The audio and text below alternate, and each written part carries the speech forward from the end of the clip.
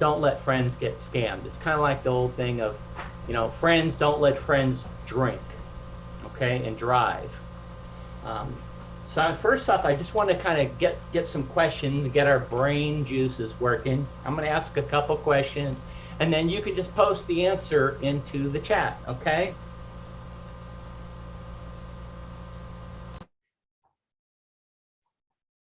When it comes to protecting yourself from fraud online, a debit card is just as safe as a credit card. Press in the chat room, post true or false.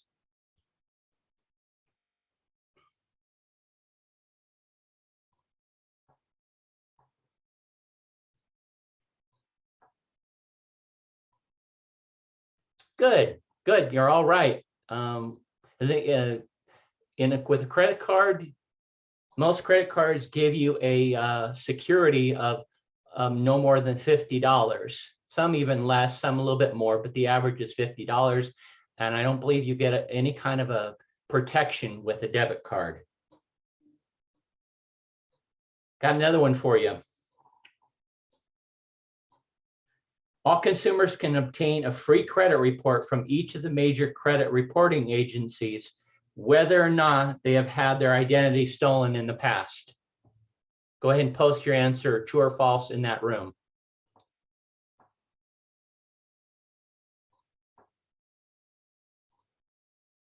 Good. Okay. We got a room full of experts. Outstanding. Great way to start the morning. Everybody's educated. So hopefully, I'm going to share some things that maybe you are not aware of. And we're going to start with some statistics. For 2020, the AARP Fraud Watch call center, they recorded over 104,000 calls, and 70% of them were the Social Security scams. I'm going to share something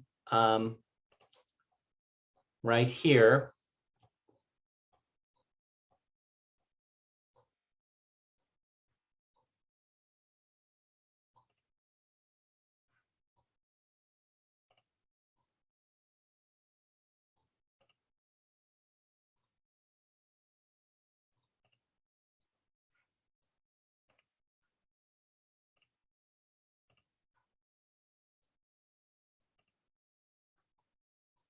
So this is just showing the losses.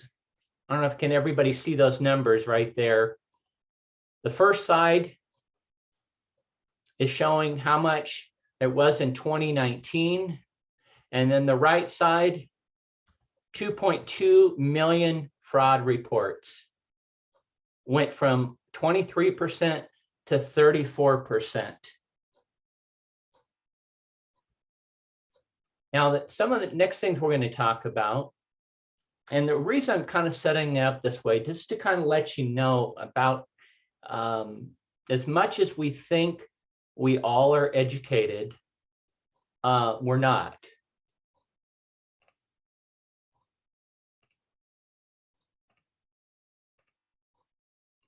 We're not as educated as we think we are, because it's happening. It's happening, big deal, big deal, a lot every year, and the statistics are out there to show it if you want to look at all the different websites of how relevant it is. So some of the top scams of 2020, and I'm going to go through some of these one by one. The government imposters, such as Social Security, IRS, unemployment, where they call in and either send you an email or a voicemail asking you to respond. You've heard of I'm sure you've heard of the word getting you into the ether. And that's what they'll do by saying, this is a Social Security, we show you owe this much money, and a fraud claim is set up against you, and getting you to respond, okay? Another one is like tech support scams. You may see something come across your computer or something saying you have a virus, asking you to call in and talk to tech support that's going to, clear out your computer for you. If you haven't called them, most likely it's a scam. I'd say 99% of the time it's going to be a scam. Identity theft, where someone has accessed your information, perhaps set up a credit card on your own, on their name, access your other information. And we're going to go through some of these in detail in just a moment, but I just want to give you kind of an idea of some of the top ones there. You've won a lottery, but you have to collect the prize by paying the tax first, or we want you to do the survey online to get the prize. Those are all things that you never, ever want to click on or select or touch it or anything like that, because most likely, if you didn't ask for it, it's a scam, okay? Lastly, the romance scam, which I wouldn't be a bit surprised if everyone in this room knows someone that was perhaps affected by someone with a romance scam. In the US alone, victims were tricked in 2020. Victims were tricked out of more than $300 million, up from $200 million in 2019. But we always think that's a low number, because what happens many times is some of the victims are too embarrassed to talk about it. So those numbers are probably lower, they're probably underreported numbers. So that's up 100 million in 1 year. So it works. It works out there. And as people showing up to this meeting today, we all have a responsibility to think about it, tell our friends, talk about it. We don't let our friends get scammed. You guys are here. We have an obligation, an opportunity to share that with our community. Is anyone not familiar with what I'm calling a romance scam? Raise your hand if you're not familiar with what I'm talking about. Okay. All right. So Elise, what a romance scam is, it usually happens with people who have posted like on a dating site.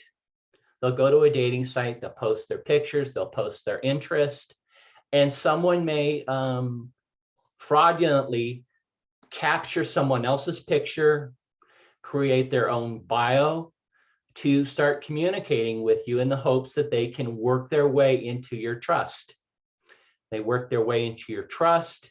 They, you have excuses of why you can't meet. That's the biggest thing. They don't want to meet. They will never meet you.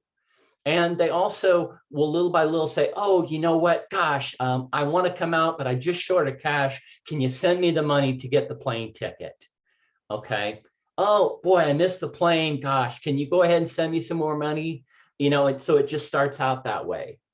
One of the things that kind of got me involved with AARP was a few years ago, my father-in-law almost got scammed by a romance scam. And we just happened to intervene by hearing a phone call with him, talking to someone on the phone about getting ready to wire someone $10,000 so she could help herself move from Florida to California to be with him.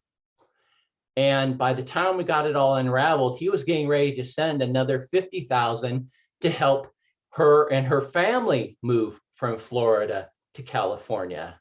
And after tracking this through, we learned that that call was not even in Florida. They were in Russia or Romania or some of the Eastern Bloc countries. So that's how easy those things can slip into. So that's the essence of a romance scam. One of the things the FTC recommends is if you ever are talking to somebody in a romance scam and they send you a picture, and I don't know how, you probably have to look into it, but do a reverse picture. It's called doing a reverse image search of the person they claim to be. That way you know who you're talking to. Okay, so you have a little bit of ammo to talk and ask the questions and try and learn if this person's legit or not. Now, going back to the government losses, they say that the reported losses in 2020 was more than 174 million. But once again, that's a lower number as well, because many times people don't report it. So a couple things. The IRS, the Social Security Administration, they will not call you. They will not call you. So if you get a voicemail saying, or a call saying, we're sending out the warrant to get you money unless you send in money for a gift card or something, it's fraudulent. So just to remind you, the government does not call you unless it's, just something critical that you're already in communication with. And you never want to trust caller ID, because the technology nowadays is they can mask identification phone numbers in your caller ID. So if you think you're getting someone, from something, there's a good possibility that it's not. It's not the government. Now, the other thing I wanted to talk about is phishing. And it's not, with the poll, it's with the internet. Is anybody not familiar with the word phishing, with what's happening in fraud? Go ahead and raise your hand if you've never heard of the word phishing. Okay. All right, Marshall, 1 second. Let me update this, okay?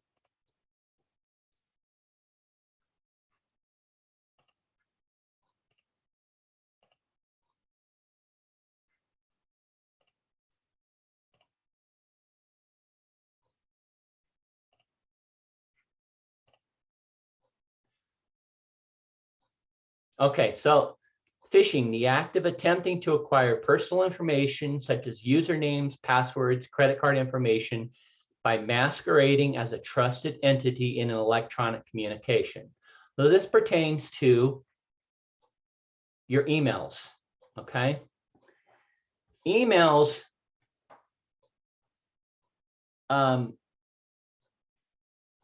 will come in either from a friend saying, hi, Marcia, I haven't talked to you in a while. I'm hoping you can, I'm in a bind, or can you send me some money?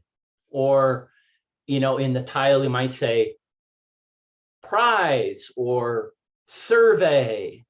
And if you did not solicit it, you never want to click on those things, because what can happen, two things. One is, as soon as you click on it, malware or a virus can be downloaded to your computer or your phone, okay, without you even knowing it. Or actually take you to a survey and say, okay, create it. Now, in order to collect your prize, we need these other pieces of information where it's getting information. So if you are not familiar with that, delete it. Delete the emails. Do not open them. Do not go and unsubscribe. Because if it's a live or a fraudulent email, if you unsubscribe, number one, they will now know that they've got a live email and to pursue it further. And they are not going to unsubscribe you. It'll just probably open you up to more unsolicited or possible fraudulent email, okay? Some experts believe that phishing and spam emails make up more than half of the traffic on the internet. So whatever your imagination is of the traffic of the internet, probably make that times 10, and then think about approximately half of that as possibly fraudulent, okay?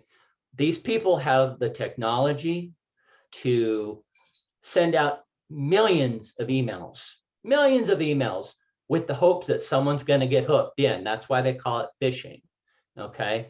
So say if they send out 1 million and they get 20 that respond, hey, all they had to do is send out this email, and 20 people they've got on the hook right there that possibly they can exploit for getting personal information. They can exploit for getting their identification, like as banking information. So those are the things that you just got to be very careful of with what's called phishing, okay? Next one is called smishing. That's right, it's smishing. And what that is, it's a technology now for using, they call it SMS, which is text messaging, combined with phishing. So it's smishing. Now, what those are going to look like are if someone sends you a text message and you don't recognize it, and it asks you to respond to it, either by saying yes or asking you to unsubscribe by clicking one, unsubscribe. Those can all be smishing text messages, okay? Where once again, if you click on the link or you reply, you could possibly be scammed, either by downloading things to your phone or to your computer, or providing information that no one needs to have about yourself, okay? So some of the files you're going to say, like in text messages, you're going to see something like fake home delivery. That could be an email or a text message, where you'll get a text message saying, hey, we attempted to deliver this package today to you from Amazon. We missed you. Please click here to set up your delivery. Okay. If you didn't order something and you don't recognize it, call the company. Okay. More companies now are having customer service people available, so we can do those. So we, they created resources so we can check, because you don't know. If you don't know, don't respond to it. Okay. Another one that you may see in fake emails or text messages are overdue warnings. Overdue warnings such as, what, your account is past due. We need you to click here and respond to when you're going to pay it, or if you paid it. There, once again, it all goes back to that same psychology of getting you in the ether. We start thinking like, oh my gosh, I missed that payment. Oh, I got to respond, and we click. And that's how they win. And that's how we can tell our friends and neighbors that, hey, don't do this. Don't click on that. Here's why. Here's why. Another one is out there is the one ring ripoff. How many people, I want a show of hands, how many people call someone back if their phone rings once? Does anyone ever do that? Good. You're ahead of the game, because that's one of the ways that they can either get you to answer by calling in and answering questions, or just you might be calling the Bahamas for some reason or not. So let them call you. If it's important, they will leave a voicemail. Okay, that's a bottom line. If you don't recognize the phone number, don't answer it. Even if you do recognize the phone number, but you're not sure, don't answer it. If it's important, they will leave a message. Okay, they will leave a message, because once you answer that phone, if it is a fraudulent phone call, they have you on the hook, a potential hook, because we've got a live phone number here. Here's some ways we can exploit this further. Okay. So another thing that I wanted to talk about is passwords. Okay. And that's one of the easiest ways for scammers to get, they want your passwords, either by completing surveys, talking to them on the phone, but also in how we set up our own computer systems. You all have a computer. You're talking to me now. I want a show of hands of how many people have change their passwords on a regular basis. Okay, that answers that. So we don't change our passwords on a regular basis. And it's a very good possibility that some of us may also use that password on more than one site. Okay, you have a banking site, you have your mortgage site, you have your 401k site. Oh, I'll just use the same password. Okay. Excuse me, David? Yes. We had a question from Elise. And her question was, should you block the sender or simply delete it each time? Elise, do you want to clarify that question for David? Yeah, when you get the smishing texts on your cell phone, should you go in and block the number, or do you just delete it? Is there any harm done in blocking it? That's a very good question. Between blocking it and deleting it, my first thought is just delete it, because I don't really know how everybody's computer systems are set up with their email blockers or what they do. You know, either if it blocks it, does it report it? What does it do? So my first thought is just delete it. Did that answer your question? Yeah. Okay, good.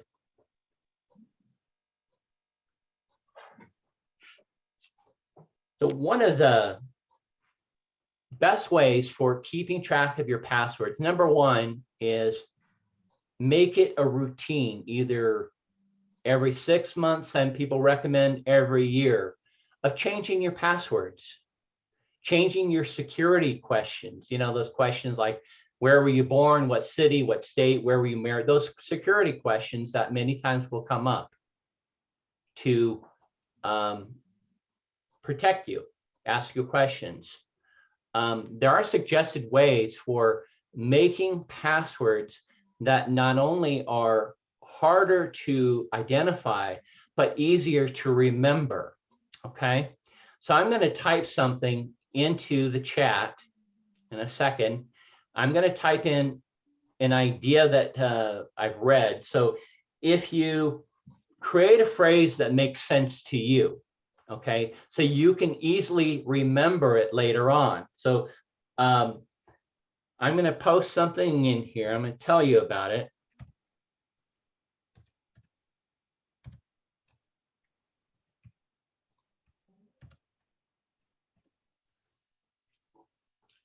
So the phrase that I have is, one of my favorite meals is a turkey dinner.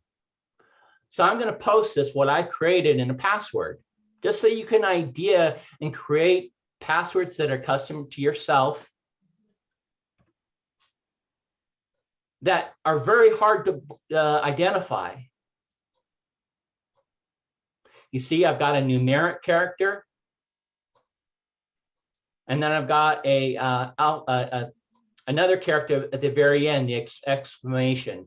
I could also make that stronger by putting the first letter, the O, capitalized. So then you got all the four main things in there. You got a number, you got the other character, and you got the capitalized, and you got letters. So those are some of the things that you can do to make sure that you have a little bit more security for yourself.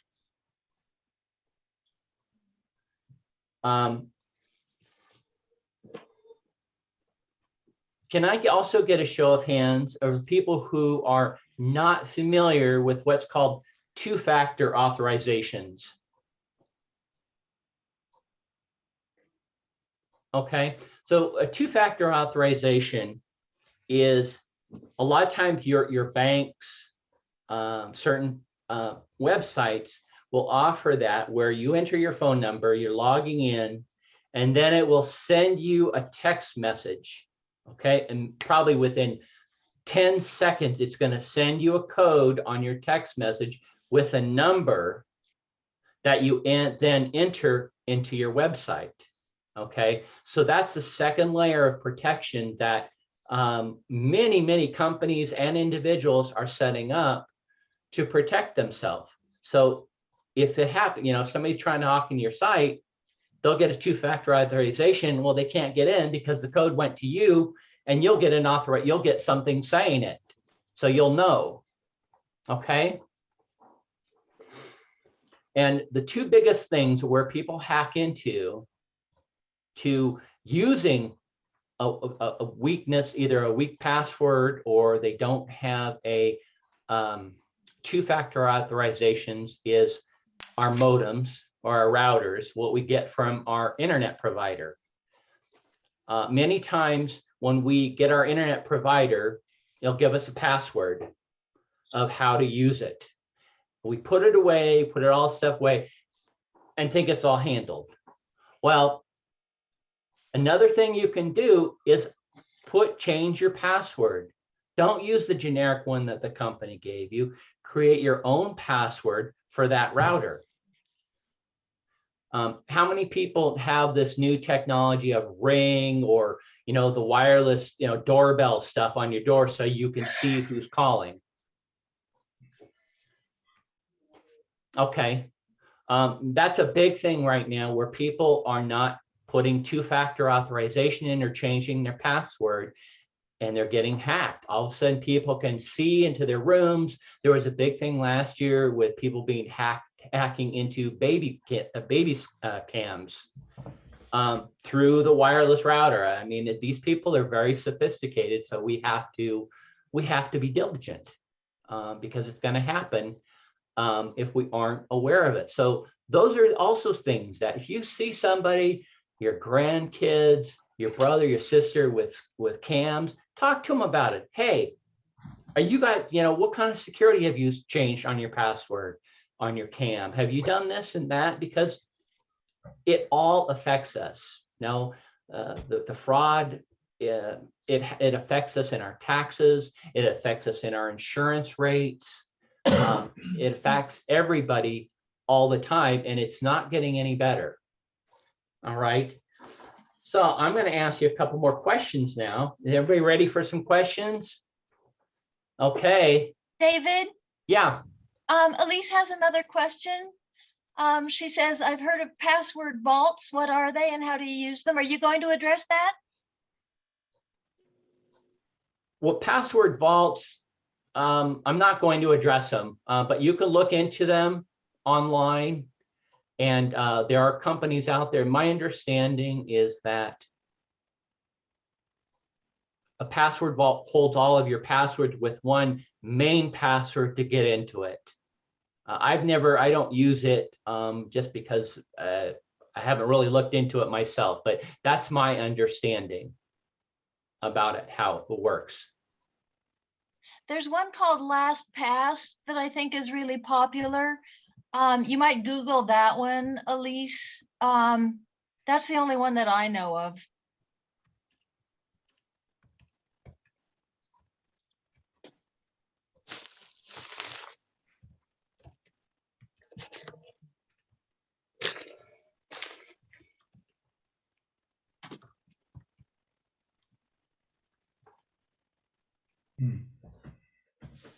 Another one, a question for you guys. And you can pose it because it's a question. It's not a question and answer period, or not a true or false. Is to identify thieves. Children's identities are just as valuable as adults' identities. You can post true or false in there.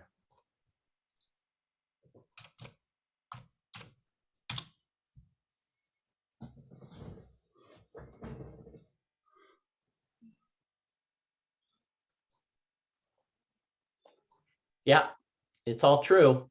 And people don't realize that. When you create a social security number for your children, that's open. With the amount of things that are hacked daily, it's always wise to get your credit reports. And when you get your credit report, you want to get your kids because their identity can be just as serious. Sometimes it's even more serious because let's say their social security number got hacked when they were 10 years old. They aren't aware of it till they open up an account and look at their credit report or apply for a car loan or something, and they've got all this stuff on their credit report because someone had access to their social security number. Another question for you. A fraud alert will prevent your credit file from being shared with potential creditors. True or false?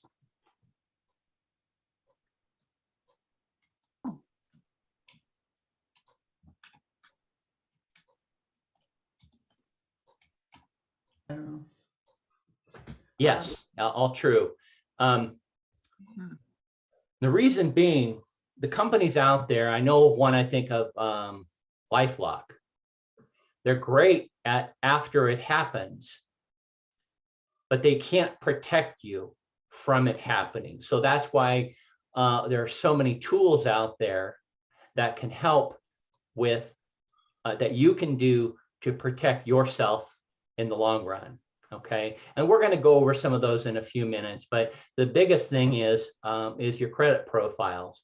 How many people are aware that you can get your credit report annually, once a year?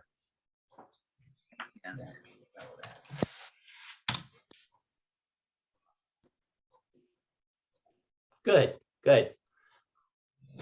And I'm going to show you in a few minutes, I'll have a page, and you may have already got the handout in the mail, email, of the list of phone numbers and where you can get your free credit report. Okay. Let me get a show of hands, or in the chat room, how many people have frozen their credit profile? No. Okay. So what that is, when you freeze your credit profile, and I'm going to have that information is also in the email attachment. What you're doing is you're not putting a fraud alert on your credit profile. You're making it harder for anyone interested in getting access to your credit to put anything on it, to make a charge. For example, if you go to a bank or you go to a car company, you want to buy a new car, one of the first things they're going to do is they want to run your credit report. Well, if you got a freeze on it, you have to call that company and say, I want the freeze off. And it's a little bit more involved than that, because there are some security questions and things that you need to be able to answer to the credit card company so they know it's you, to take your name off the credit profile, or take the credit profile off your credit file, the frozen credit. And that's where another step that you can do to minimize your exposure to fraud. One of the presentations that I've done many times, and I guess I could have done it here, you probably wouldn't have seen it though, is I wear a big target around my head. A target showing that we're all targets. We're all targets. It doesn't matter what all we do, we're all targets. And the point about these presentations is to teach and help other people learn how to minimize the targets. And then I wear the smaller target. Okay. I've always had the saying, it's not if we're going to get hit by fraud, it's when. And from those numbers that I showed you earlier, you can see how relevant it is. It's happening. People ask, well, how does it happen? Well, if you think about the mind of someone generating a credit card scam, or a phishing or a smishing scam, they send out millions of emails and alerts everywhere, hoping for people to take the bait. Okay, and that's how we can stop it. Maybe not stop it, but at least we can slow it down, especially when it affects our friends and family. I gotta tell you a personal story. We had a neighbor, just loved this person. Been in the neighborhood when we moved in there, and she got scammed. She got scammed with the Social Security scam. And they got everything. They got everything out of her trust. They got her out, and she could not afford to be in her house anymore. So she lost her house, had to move in with her sister in another state. So we lost a dear friend just by how it affects us. If I maybe And I tell you, I went back and forth afterwards thinking, gosh, my experience with fraud, what could I have done? What could I have seen and done, that shoulda, coulda, woulda stuff afterwards, thinking about that, is that I could have made sure that people around me know what I do and know that, hey, I'm a resource, talk to me. And that's what you guys can all do, is be a resource. Talk to the people, let them know what's out there. Okay. Now I'm going to talk about also now, I'm going to go over this phone number list that you had earlier. I'm going to open this up and screen share. Let's see.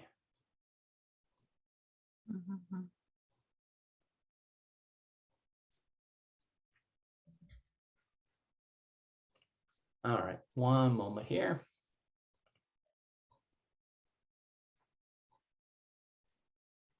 See, I'm a newbie at this, and let's try it here.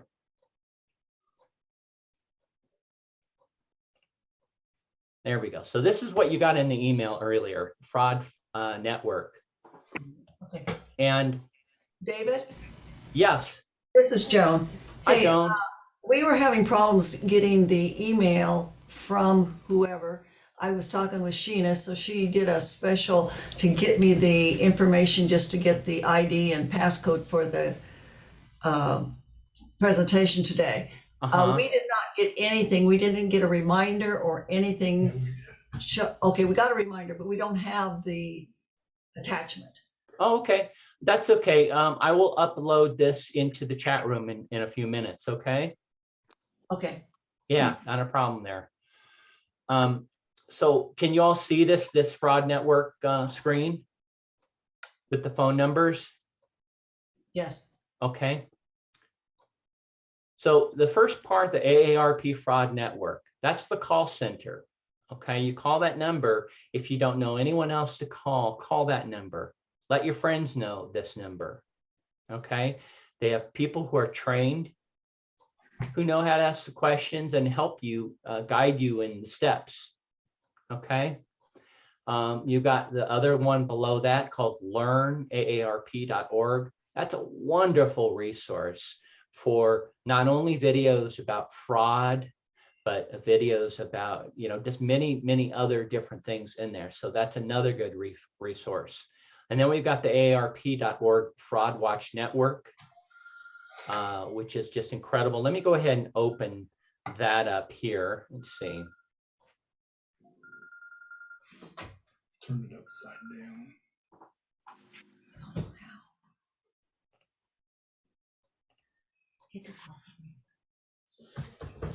So this is the AARP Fraud Watch Network site when you open it up here.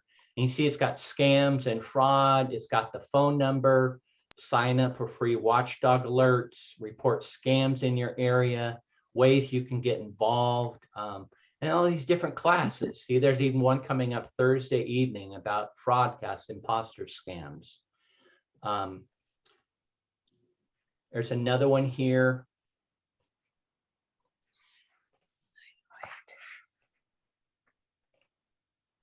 This is the learn, AARP.org. So this is the one registering for this Thursday evening. Medicare resources, explore Social Security, protect against fraud.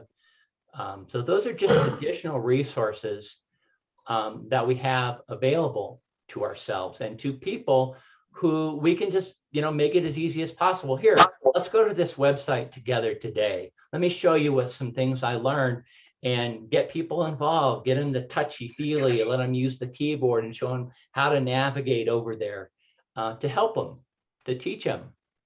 I'm going to go back to this phone number list here. Oh, and David, Yes. can I just bring up the COVID-19 fraud scam, new knowledge adventures? We're not quite there yet, Connie. Okay, Thank you were you. just mentioning the other presentations on the AARP side. I thought I'd just jump in. Yeah. Never mind. Thank you. So we've got the Federal Trade Commission, FTC, it said, and they've got a new site launched last year, a website to report fraud. You can report identity theft. You got the do not call list. Oh, Um, okay. And this next section, the annual report. So you can call and get an annual report. You can go to the website, annualreport.com. There's another credit bureau I just posted recently called Innovis.com personal credit report. And then we got the phone numbers to freeze, to get the copy, to dispute. Those are the 3 phone numbers for the credit bureaus. And then we've got the AARP Foundation Elder Watch. We've got all the different phone numbers if you want to track, look up a charity before you make a donation. We've got the phone number for the Idaho Attorney General to look into that. We've got the phone number for IRS. So, you know, that's the website for irs.gov. That's the phone number that everybody has across the country. So if you ever get something else, you know that that's a fraudulent number. And then that second page is about investments. You know, if you have questions about how you can learn about scams that are involved in investments. And then the last part is the insurance products, or say if you have questions about the salesperson or the products, you can look into that as well.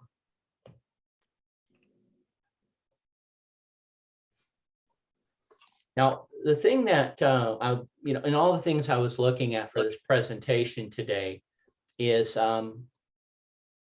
how you who care about fraud, how we can, just take that into our own community.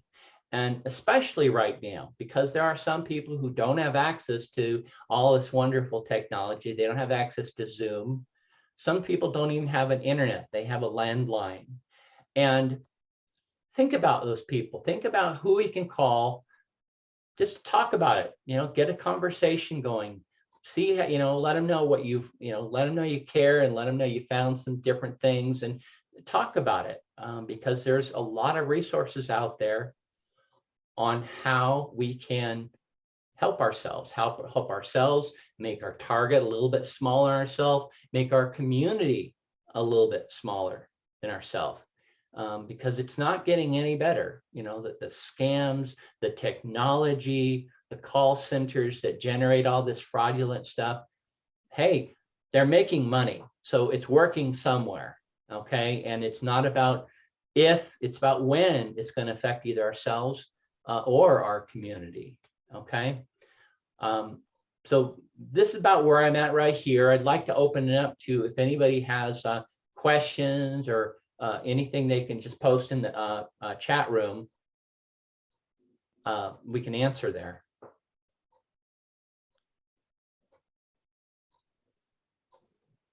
David, this is Donna. I think that list of phone numbers is so wonderful. That's a nice opening to conversations with friends. There's not a problem with printing out that list, is there, and giving them to your friends? Yeah, exactly. That's what I do when I'm outside in the field, is I start talking about it and say, here, by the way, let me give you this list. Thank you. Donna, that list is going to be posted on the AARP Idaho site, and it's also going to be, I believe, emailed to you since you are an attendee of this presentation.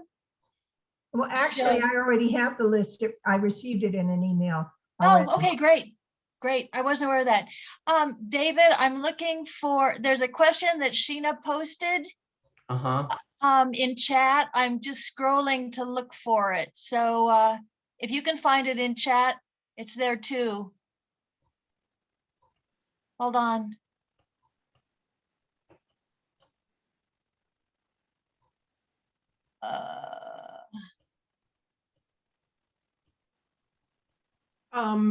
Hi, this is Sheena. I can just ask you live here. Okay. If that's okay.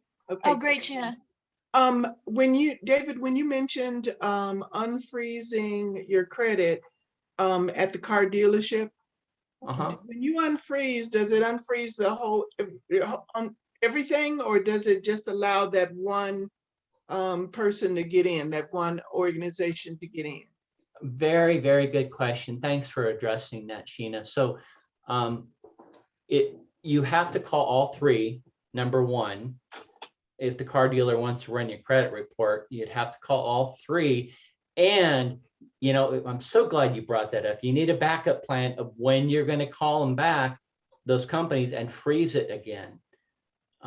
Either in 15 days after you got your car or you got your house financed, or the next day. You need to make a plan of calling them back and getting it frozen again. So I appreciate you bringing that I up. see.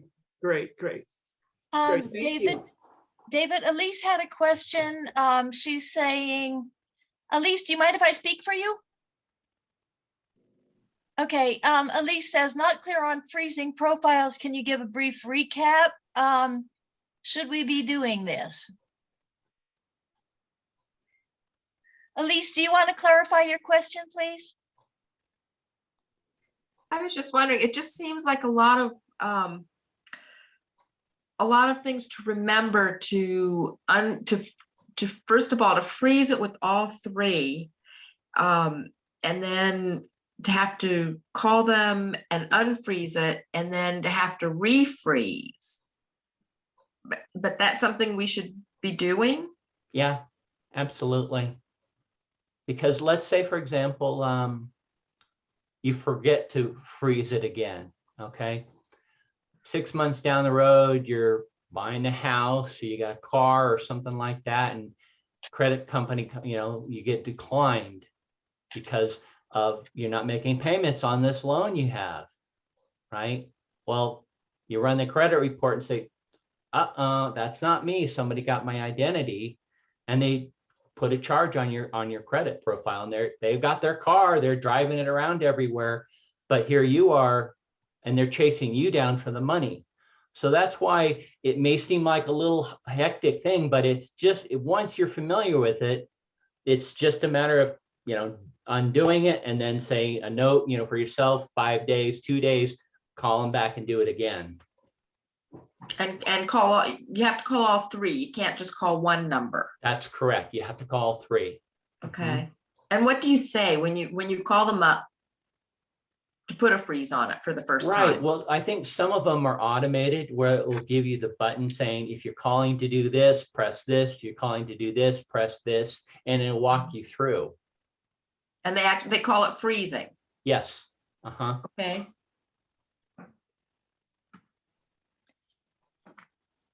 Did that answer your question? It did, but then you Okay. have to do it like if they're my husband, myself, and my 2 kids, then you have to do it for all 4. Well, it depends. Yes, keeping them frozen, you all 4, but if it's just you and your husband buying the car or house, you wouldn't Right. need to unfreeze your kids. Wow. Okay. And if I can just chirp in here for a moment, a difficulty that my husband and I ran into when we were buying our house. First of all, we didn't anticipate that we had frozen our credit when we were at the loan officers. So all of a sudden we were sitting there ready to sign loan documents, and the bank said, we're going to need to call your bank, just to run a credit check.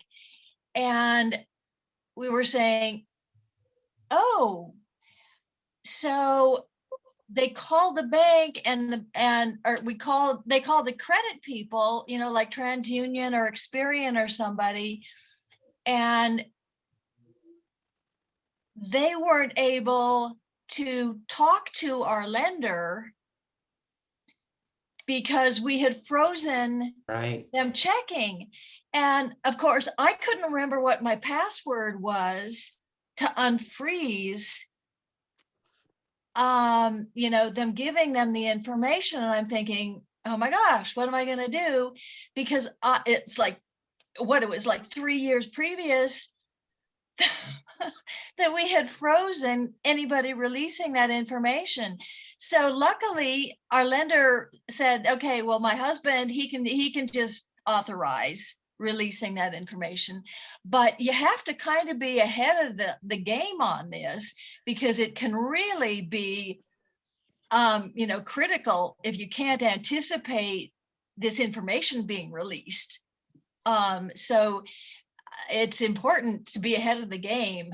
And if someone needs to get your credit rating, you better make sure that the freeze is off.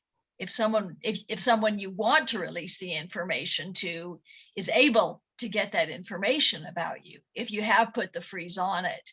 So yeah, it can be problematic if you do put the freeze on, but I'll tell you what, it's critical to have that information protected, because you do want to be protected against fraud. So it works both ways. You do want to be protected, but sometimes you don't want to be protected when you want to release the information. So just a word of caution there.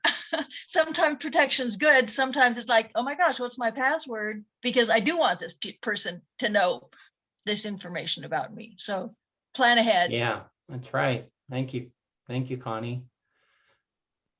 So we're just about done here, you guys. Connie, did you want to share information about the Dennis's presentation coming up? Dennis, who was our host today, he will be doing a presentation about specifically fraud related to COVID-19. So that is going to be this Thursday afternoon, 2 days from now, at 2 p.m. So you can go to the AARP Idaho site and sign up and register for that presentation. That should be pretty interesting, because, every day, every hour, fraudsters and scammers are coming up with ways to deal with new ways to scam people. And something as tragic as COVID-19, people are getting creative. And Dennis has been keeping up with ways that people are scamming with respect to COVID-19. And it's tragic. And Dennis is going to educate us about specifically COVID-19 scams. So that's at 2 p.m. on Thursday, the 18th. So go to AARP Idaho website and sign up for that one. 1 It'll p.m. be pretty interesting. I'll be the facilitator for that one as well. 1 I p.m. encourage you there. There's the whole list of the entire spring New Knowledge Adventures curriculum for that. All kinds of great courses to sign up for. It's 1 p.m. It's 1 p.m. 1 p.m. Oh, okay. Thanks. I was wrong. Also, I tried to upload the list of phone numbers for any of you who may not have gotten it earlier. I'm getting a message saying network disconnect. Dennis, are you able to upload what I sent out, the phone number list? Or are you, Connie, into the chat room? Let me see if I can do that.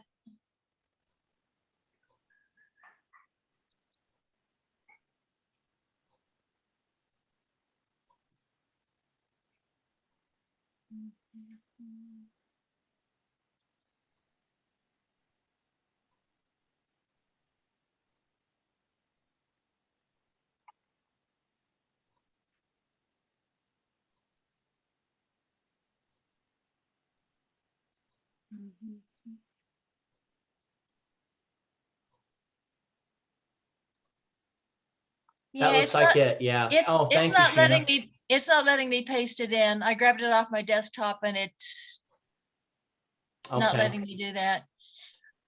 That's Okay, we got it from Shauna or Shannon. Thank you. If you guys can click and see.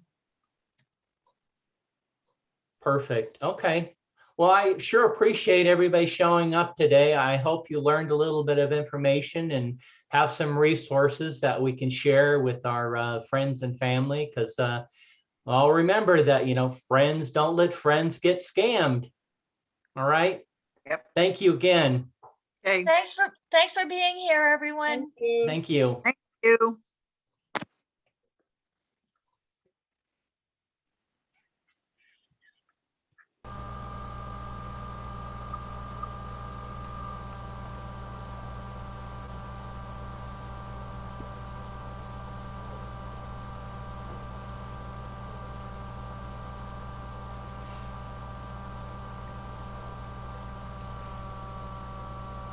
Looks like David left. So how did that go? Real good. Real good. Yeah, that was so much better than the practice, and he changed, he essentially changed his entire presentation, which is good. Yeah, for him, that was really good. Mine will be radically different, and but I like, David's got a great style. Yeah, so I'm wondering, should I have been able to cut and paste into the chat room that document of David's, do you think? When you, okay, so that, I don't know. Yes. I don't think so, Sheena. Desktop. If it's on your desktop, then you should have been able to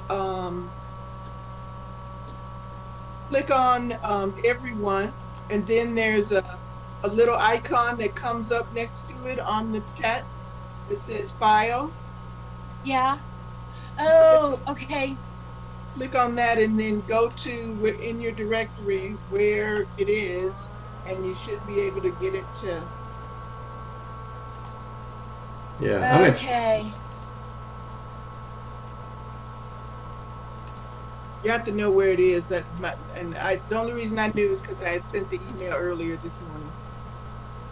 And Sheena is the guru. Okay. Okay, That's about it. so Okay, yeah, so I can go to my desktop there and find it Sure. and just click on it. Great. I know how to do that now, Sheena. Thank you so much.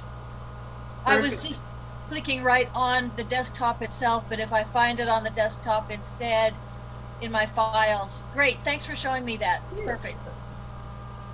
Good, good, good. Great.